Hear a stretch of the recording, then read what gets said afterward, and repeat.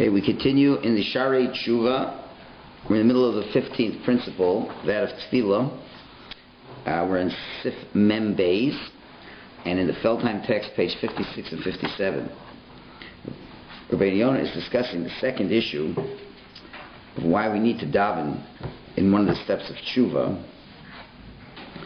And he's talking about bringing a pasuk from Tehillim, rather from Eov. And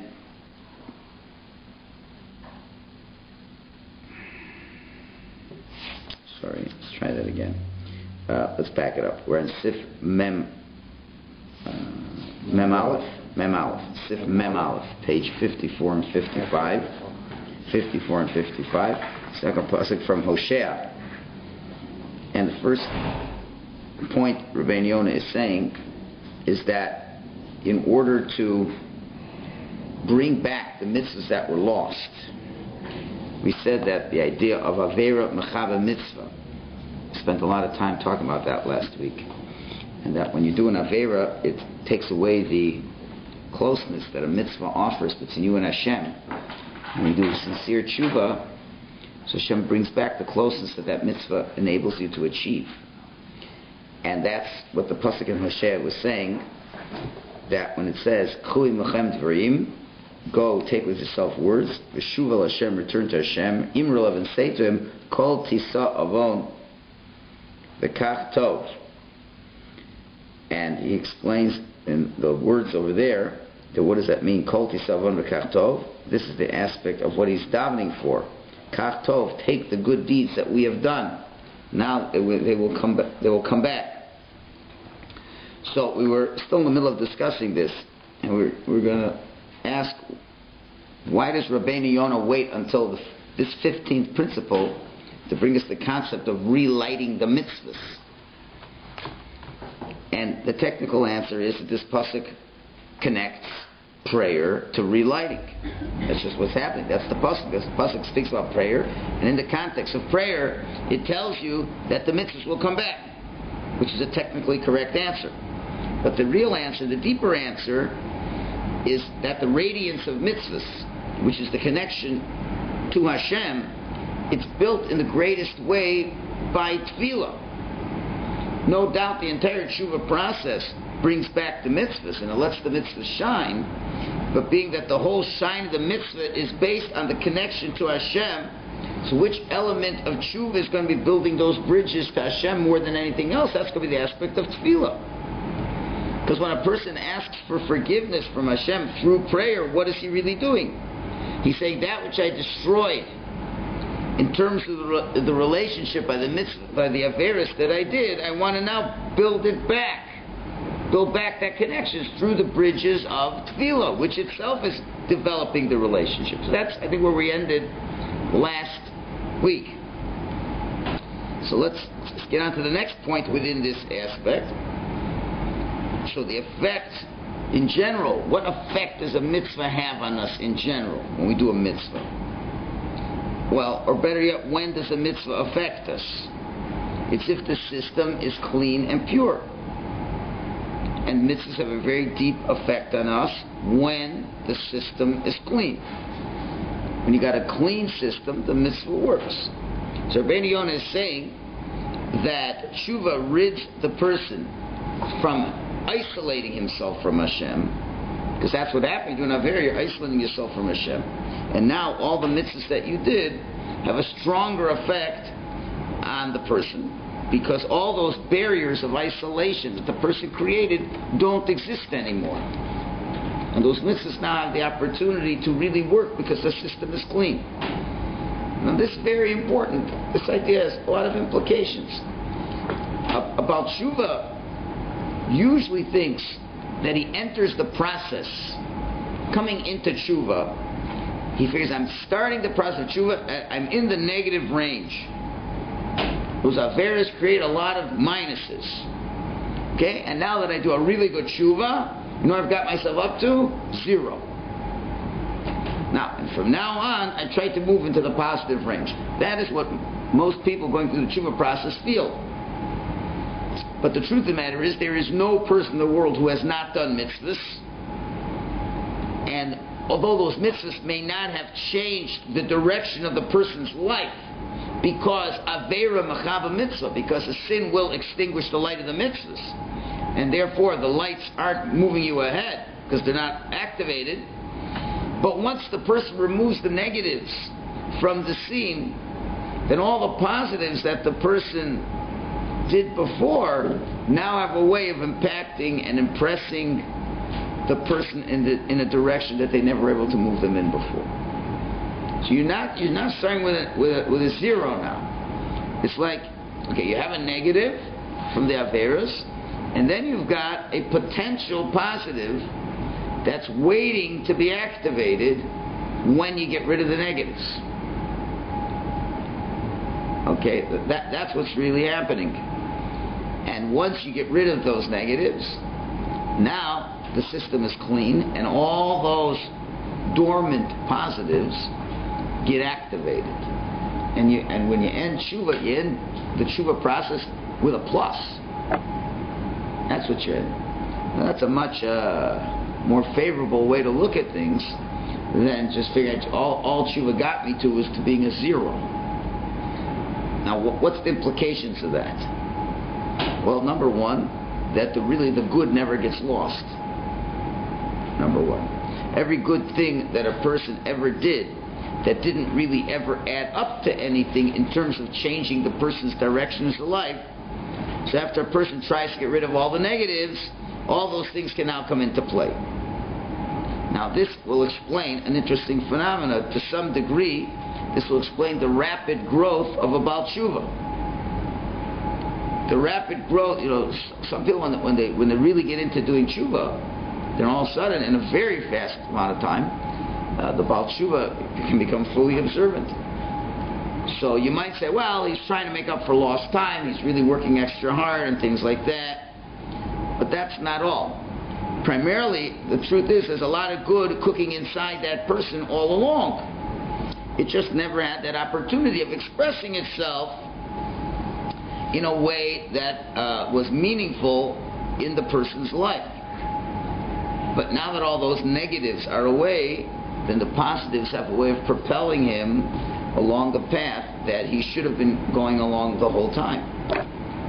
For example, let's say this person who wasn't observant at all, but he gave tzedakah. He gave tzedakah. He was kind.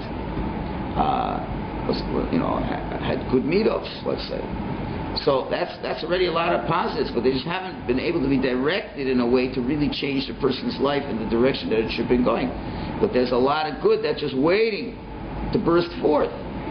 And now when the person's done tshuva and cleaned out all the negatives, so all those mitzvahs can begin to shine, and the person already, it's as if the person feels all different now. Not just different the fact that the negatives are gone, but there's a tremendous positive feeling. So really a person should walk away from the tshuva process with a tremendous, on Yom Kippur, when you're cleaned up, you should really feel that you're pretty high up from all the mitzvahs that lie dormant the whole year. And that's that excitement that should take you on to future levels. That's point one. Point number two is in terms of the attitudes that Baal Tshuvas have in terms of what their parents did or more likely did not give to them. So the Baal Tshuva could tend to resent his parents, who he feels has led them along the wrong path for the last X amount of years. There's certain resentment. Why didn't you teach me this? Why didn't you send me to a Jewish day school? Why didn't you show me my life could have been so much better? And they gave me absolutely nothing. So by and large that attitude is wrong.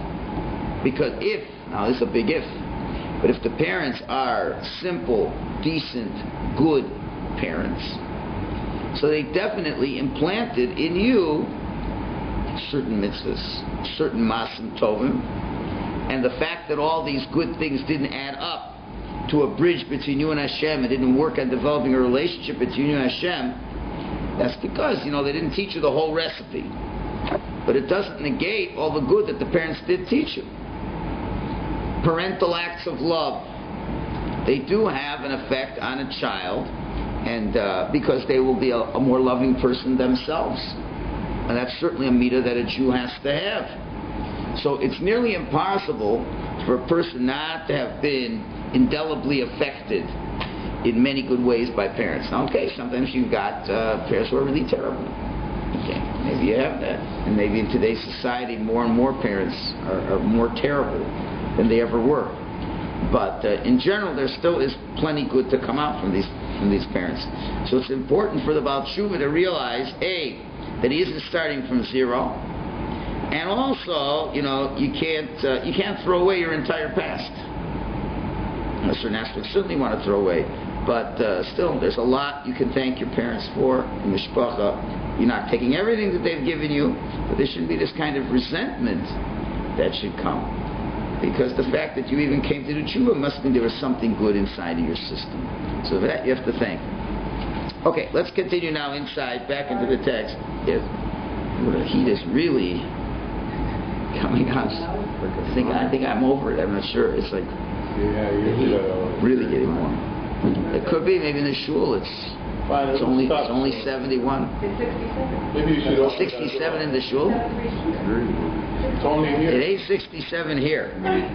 Right over here it isn't 67. Yeah. Questions? Yeah. I just want to explore a little bit the relationship between the various and the mitzvahs. Do they have to be in the same area?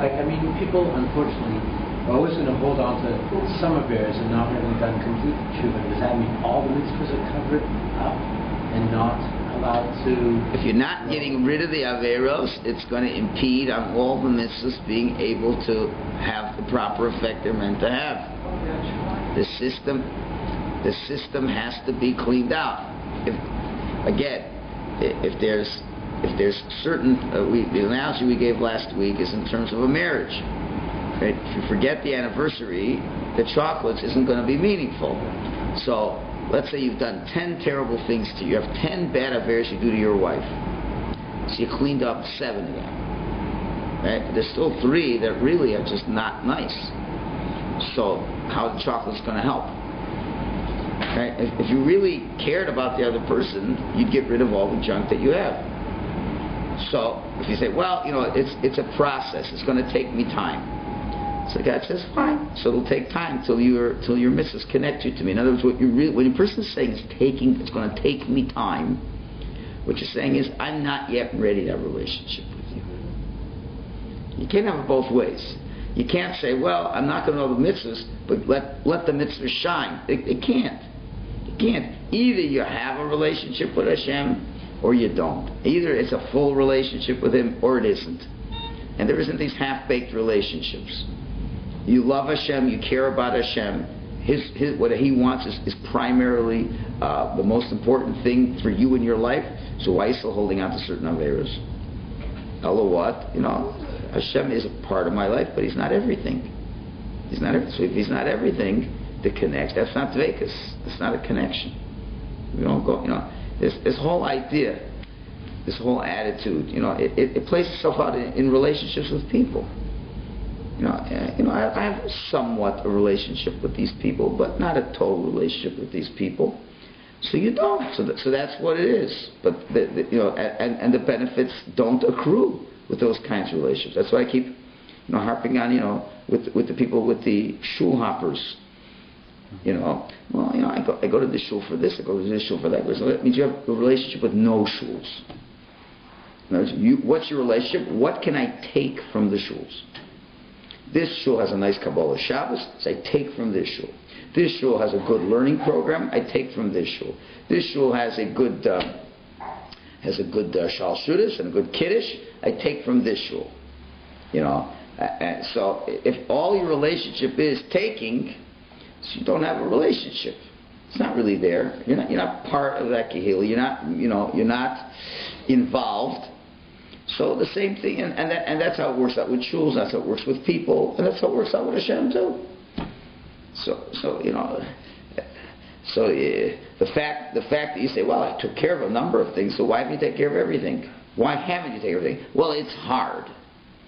Okay, it's hard. So I guess you don't really have that relationship with Hashem yet. I guess it's hard for you to have a relationship with Hashem. Okay, so it's hard. So Hashem is all merciful and all patient. And He's not going to punish you. He's going to say, okay, I see it's hard. I'll give you time. I won't wipe you out. But to say that there's closeness and dveikus, it isn't. It's not there. It's just not there. I guess the difficulty I'm having is the idea is very empowering that you've got all this potential mitzvahs that need to be lit, and that's very positive. But I guess the problem I have is that it seems like everyone has, whether it's a bad midah or something that they're still struggling with through their life, otherwise they'd be finished. There's still stuff to work on. And are we saying that those mitzvahs don't get lit? A bad midah is one thing, and then doing averis is another. Right? Yeah, Hashem will always give you new challenges. So the idea is you're supposed to rise up to that next challenge and pass the next test. If you fail the next test, then let's say the same thing in marriage. Okay, if you're an astute observer of your marriage, you will notice the following. You'll notice that, in the marriage there's going to be a time of adjustment and there'll be times of clashing. That exists. And during the times of clashing, there isn't the greatest feeling of dveikus between the husband and wife. Then you get beyond that and you realize, this is immature behavior. I have to accept the other person for whatever their limitations, and I will still love them and learn that that's not the most important. The fact that the person doesn't clean up after themselves, it's something I can live with. I can still love the person, right? Or whatever. And then when you think everything's just fine, then all of a sudden some new ugly clashing comes into being. So something new. I thought we dealt with all these things. I guess there's like a new aspect that's come in. And then during the clash, they'll feel the distancing again. Okay, that's fine. So then you get past that hump and then bring it back to being close again. So that's all part of it. The one thing that's good about Hashem, He's willing to stick with you.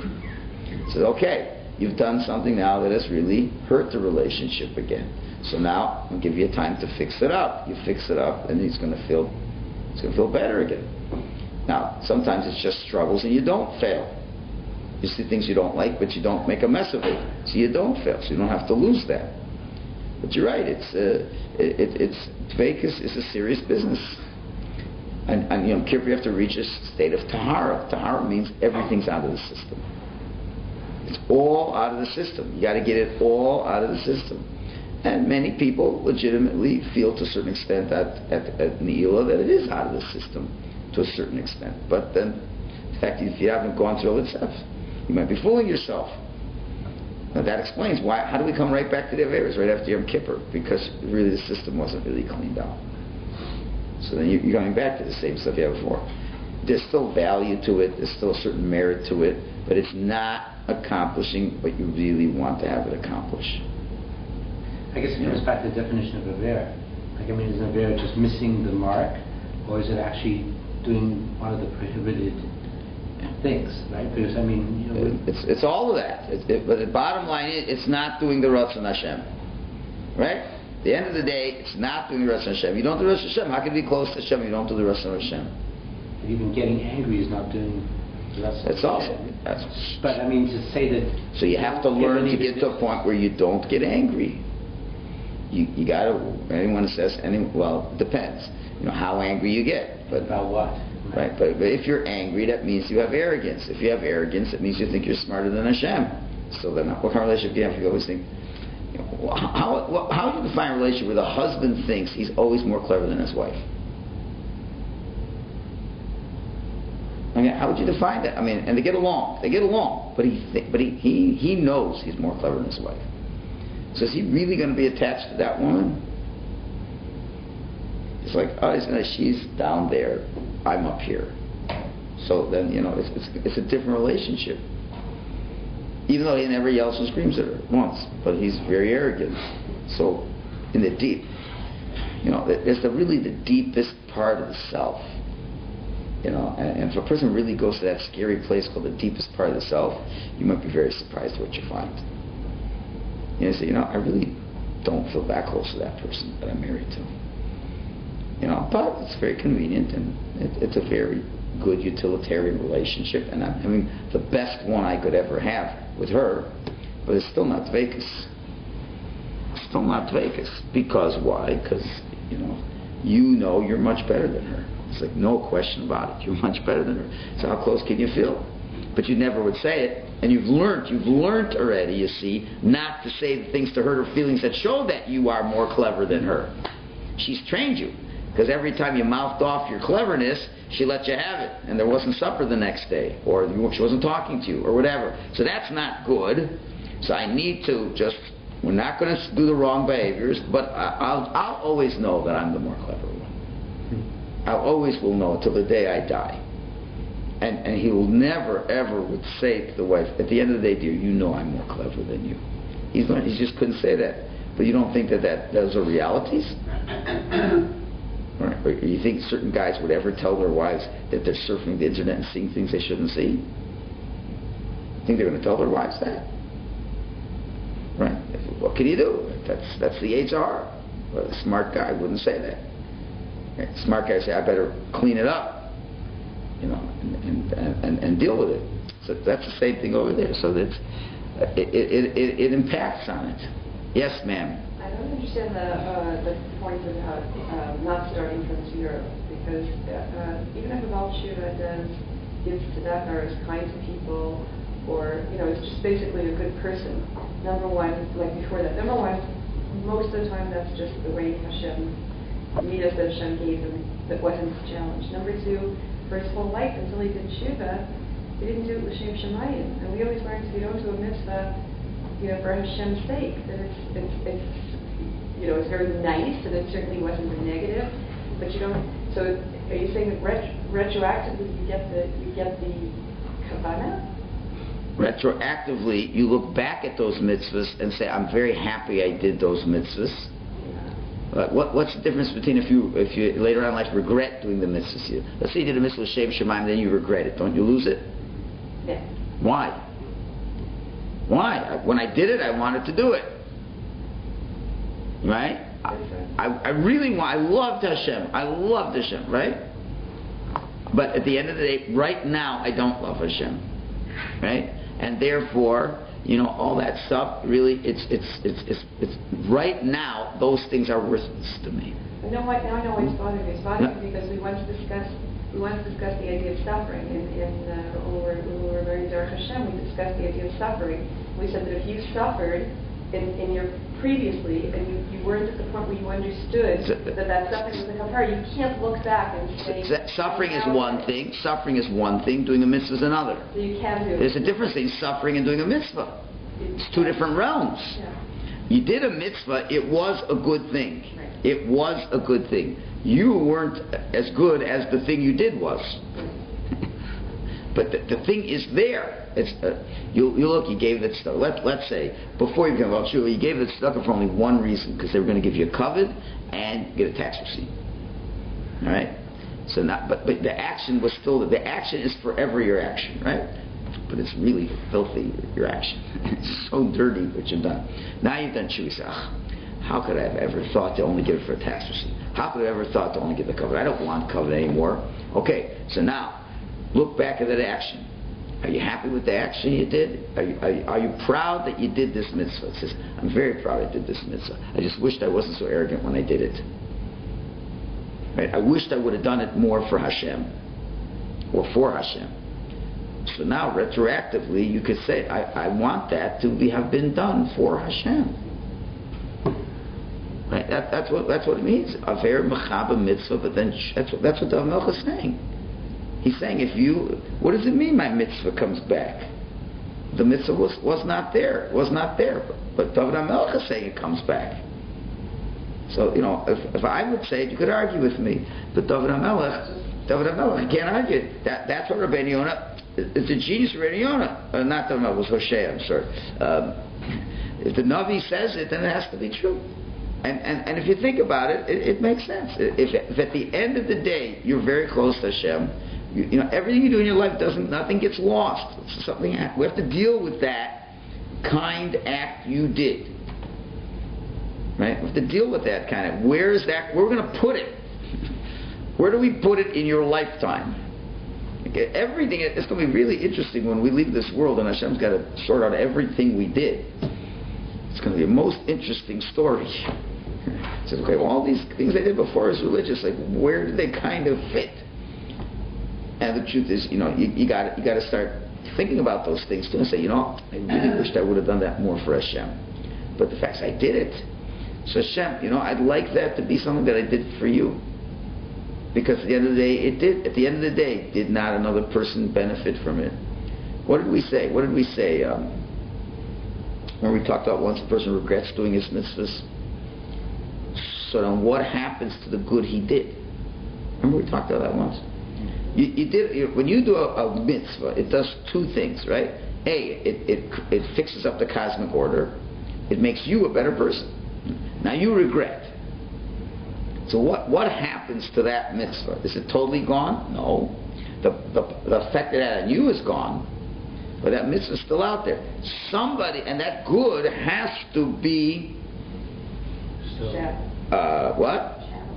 channeled somewhere. So what did we say the answer was? I remember we talked about it's channeled to other tzaddikim. Yeah, but Lashon Hara we talked about. It's channeled to other people. God says, you were really so good to that guy. And that guy spoke Lashon Hara about you. We'll give you his reward.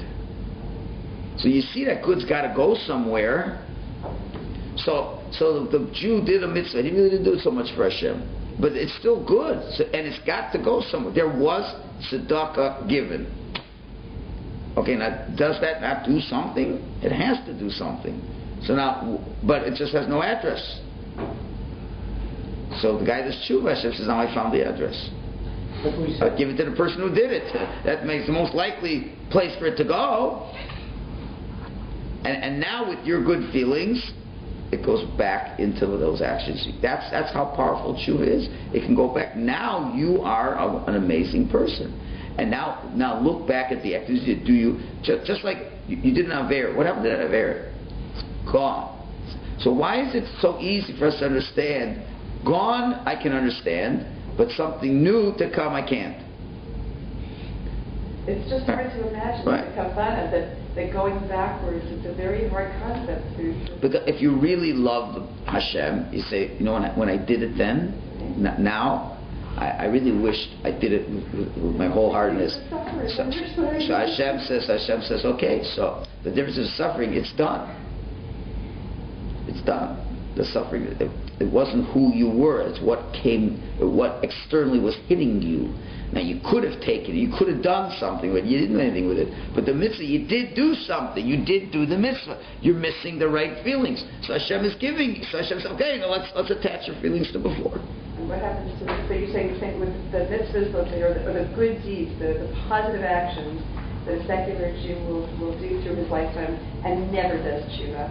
They're not. No, he'll get some external benefits. He's got to get a nice house. But you're saying, look, there's also no cosmic reality created unless he does tshuva.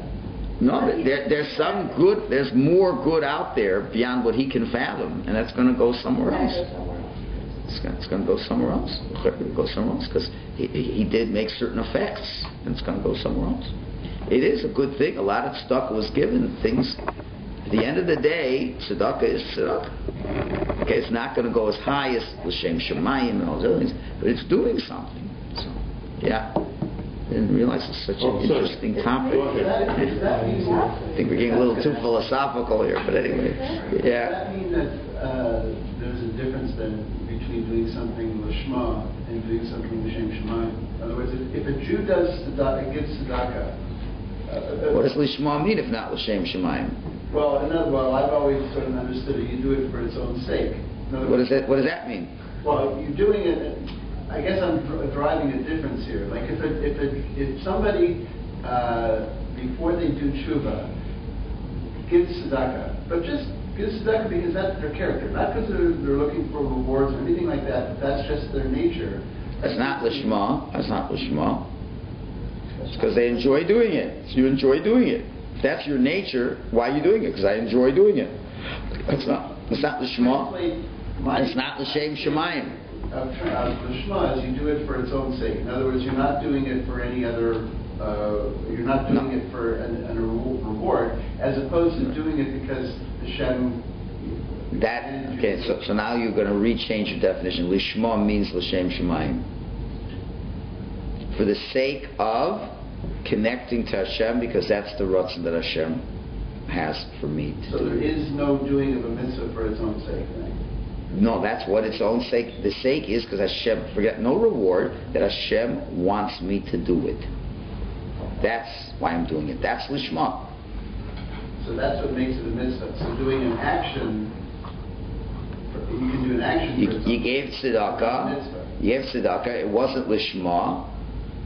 You know, and at the end of the day, all behaviors are based on some desire.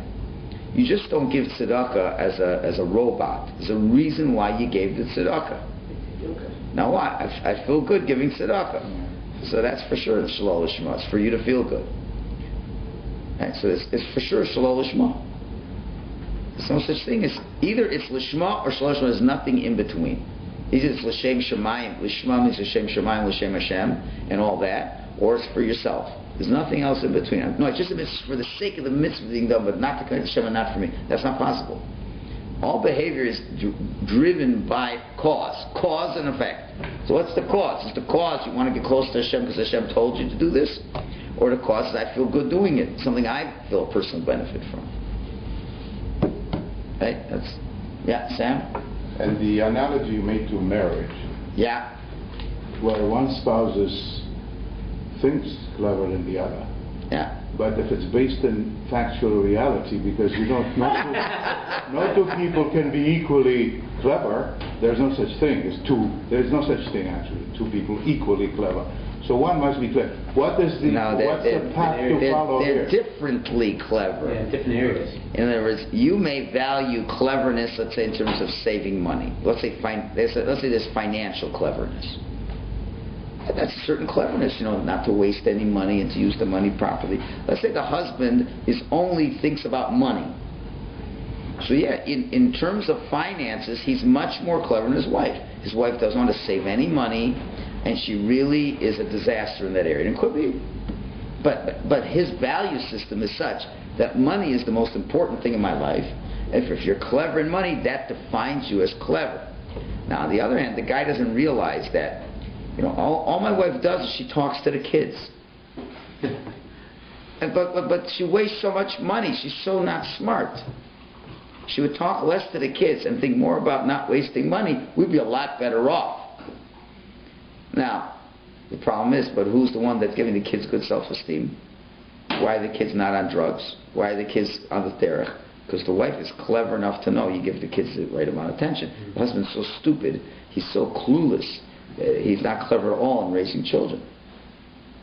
So what you will probably find in most marriages, that the husband's a little more clever in certain areas, and the wife is a little more clever in certain areas, and they learn to appreciate that God gave them different cleverness, so they'll be a good team. Now that's the real clever guy. Right? There's no such thing. I'm really better than my wife. It's just no way. Hashem wouldn't do that. He wouldn't put together a loser with a winner. If a person really thinks that he's more clever than his wife, he's stupider than he thinks he is. So it's not shot. Hashem put together two people because this one has strengths and this one has strengths. This one has weakness, so this one's strength compensates for this one's weakness, and you merge together and it works out nicely. But there are plenty of spouses out there who really think that let's not use the word clever, we'll use the more outstanding spouse. The one who's the better spouse. The better half. I'm the better half. The better half. And now, how do you define it? You define it by what you value, what your value system is. And probably your value system is based on what you do well. So what I do well is I'm much cleaner than my spouse. I'm much better in figuring out technical things than my spouse. I'm much better at driving than my spouse. Think about it. Like I'm generalizing, but it's fine. Let's go the old-fashioned way just for a minute. That husbands are better drivers. It used to be that way. I know they think they're whatever. Just right. So the husband. Let's say he's not a better driver. That's nothing wrong. I'm just giving. It can go either gender, but just. So the husband thinks he's a better driver. He's better at finding directions. He's better at earning money. And he lists about 7 things he's really good at, and the wife really isn't close to him in those areas. So what is he thinking? And that's all he values in life, because that's what he's good at. So of course he's the better spouse in his mind. Right? But I don't understand. My wife, she keeps talking to people. She just can't get off the phone. The wife is much more social, and she is doing more chesed in ways that he wouldn't value. He says, chesed, you want to do chesed? Give the guy $100. That's a chesed. That's just the way he sees it. And that's true, and the guy is a Baal Chesed. Don't think the guy's not a Baal Chesed. He gives thousands of dollars of stock every year. He doesn't give anybody his time. The wife doesn't have money, but she's got time. And she has the sensitivity to know how to make people feel good with her time. That's why she yaks on the phone all day long. The husband thinks she's yakking on the phone all day long. No, she's doing chesed on the phone all day long. Now the wife, on the other hand, could be thinking, the husband, what kind of husband do I have? He doesn't even know how to talk to people. He doesn't know how to make people feel good. He doesn't know how to do this. And he doesn't know how to deal with the kids. He doesn't know how to deal with kids. What a loser I have. So each spouse could think that they're the better spouse. Not a lot of real love going on there, but marriage works great, because it just so happens they both are compensating where the other ones are weak, and don't realize that that's the real beauty. That it's more that I'm missing. What does it come back to? What does it always come back to? Ayin Tov. I just saw this morning, Yaakov was afraid of Esav. He's going to meet Esav, and he's afraid of him. So what was he afraid of? What was he afraid of?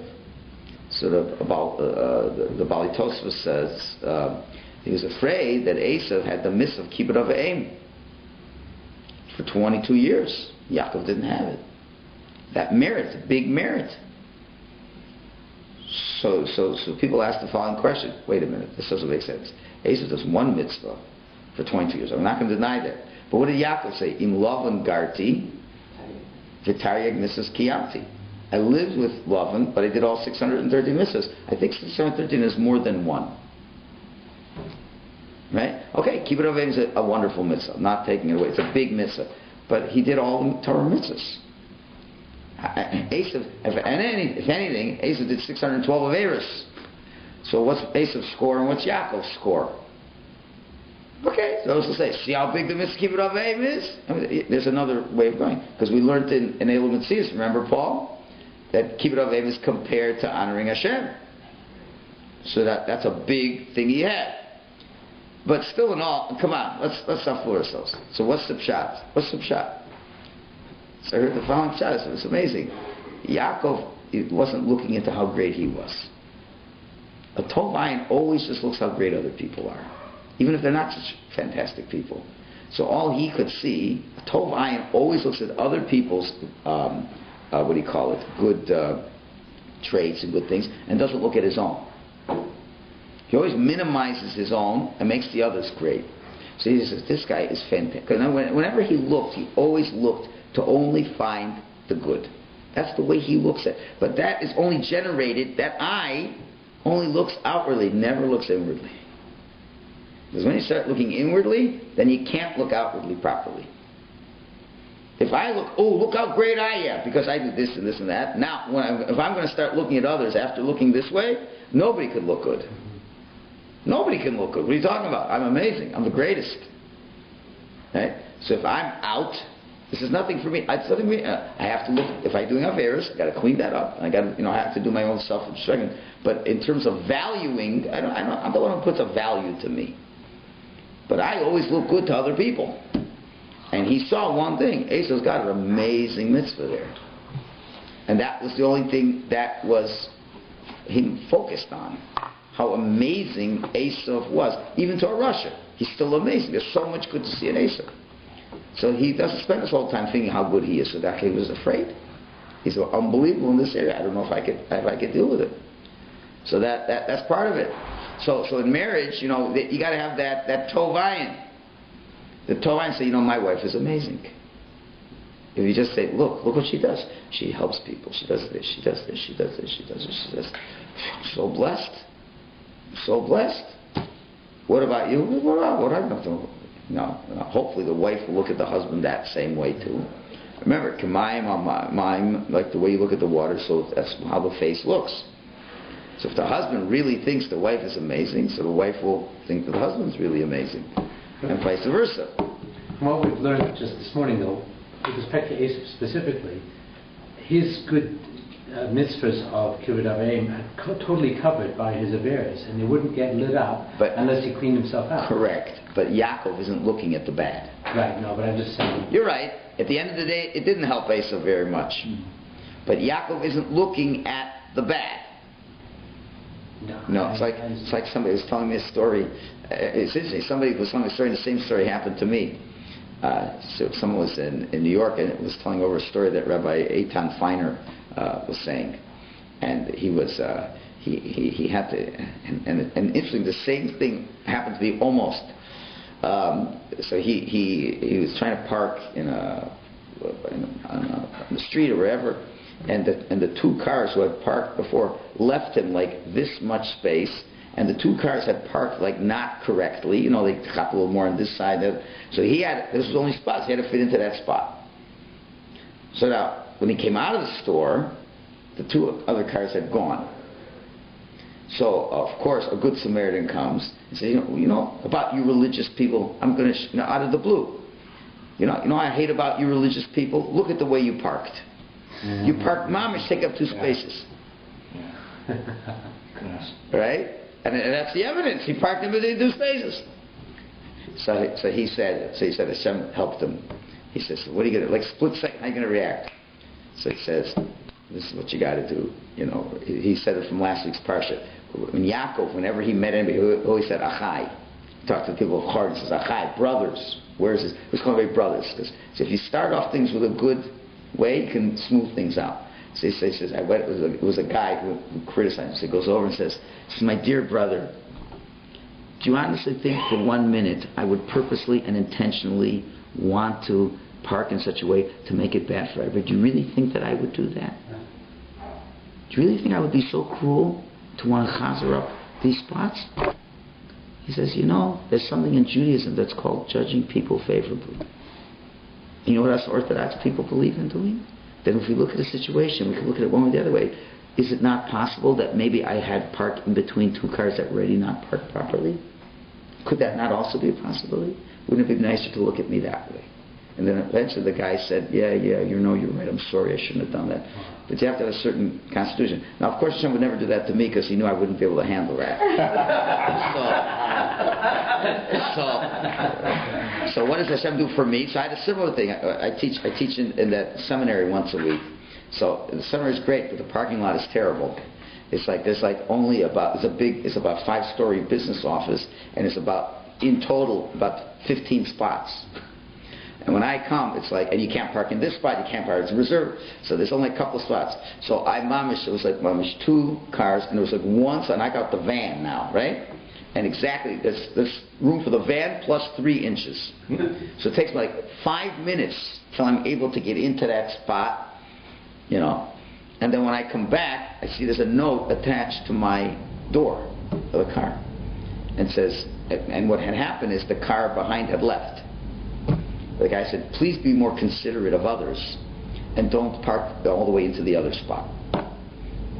So it's a good thing, it was only written on paper, and I hope they didn't see that it was me, because then it's a chil Hashem, but what can you do? That's just the way it is. But that's an idea. If the guy is parked wrong, it must be he, lahachis, intentionally took up more space. And people just don't think about that. So that's a lesson judging favor. Their thing over the mirror would have given them no hint. No, that's just the way it is. People generally always look for the negatives. That's just the way it is. Now, that's a good thing to look at your own negatives, but promise to do it for others. Okay, go ahead.